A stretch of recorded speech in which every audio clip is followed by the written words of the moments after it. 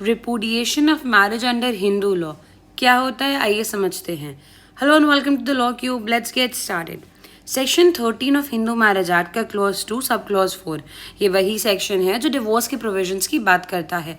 ये सेक्शन ये कहता है कि एक हिंदू वाइफ जिसकी शादी तब हुई जब उसकी एज 15 ईयर्स से कम की थी, वो चाहे तो अपनी मैरिज रिपुडिएट कर सकती है, ख़त्म करवा सकती है, लेकिन 18 ईयर्स का होने से पहले।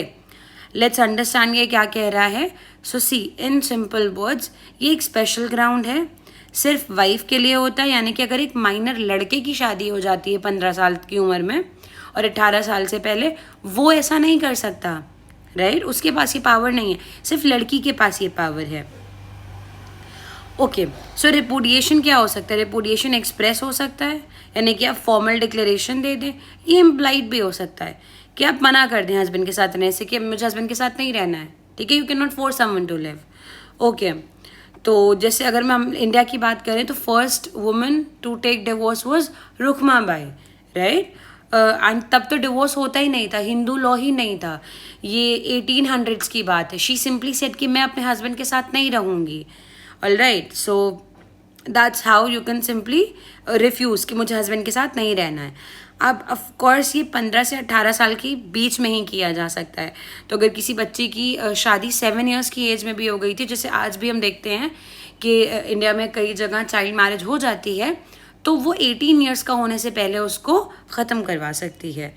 एंड अगर 18 ईयर्स की वो हो जाती है तो फिर जो ग्राउंड्स है वो ख़त्म हो जाते हैं, फिर वो आप अलग वॉइड और वॉइडेबल की कैटेगरी में चले जाते हैं, ये वाली रिलीफ आपकी ख़त्म हो जाती है।